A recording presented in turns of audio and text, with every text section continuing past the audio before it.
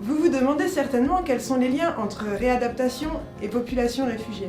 Comme vous pouvez l'imaginer, dans un contexte de conflit ou dans un contexte de désastre naturel, les populations déplacées ou réfugiées font face à des violences et des blessures qui peuvent conduire à une situation de handicap. Selon les chiffres de l'OMS, 15% de la population mondiale est en situation de handicap. Nous retrouvons bien évidemment ces 15% dans les populations déplacées et ou réfugiées. Leur situation précaire limite donc leur accès aux soins et risque d'augmenter leur situation de handicap. Par exemple, des personnes ayant besoin de prothèses, de cannes ou de fauteuils roulants pour se déplacer n'ont pas pu les prendre lors de leur fuite. Une fois arrivées dans le camp, ces personnes auront donc des difficultés à se déplacer et donc à accéder aux services tels que une distribution, les latrines.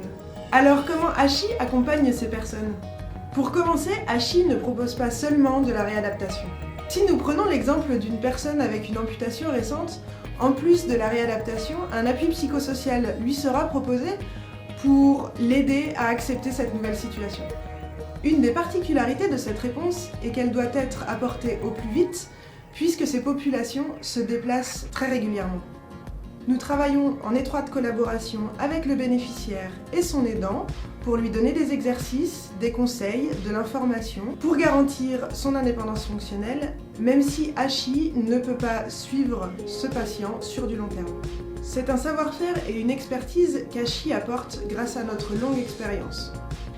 Il y a 35 ans, nous étions dans les camps auprès des populations réfugiées en Thaïlande et au Cambodge, et nous sommes aujourd'hui dans 17 pays à travers le monde.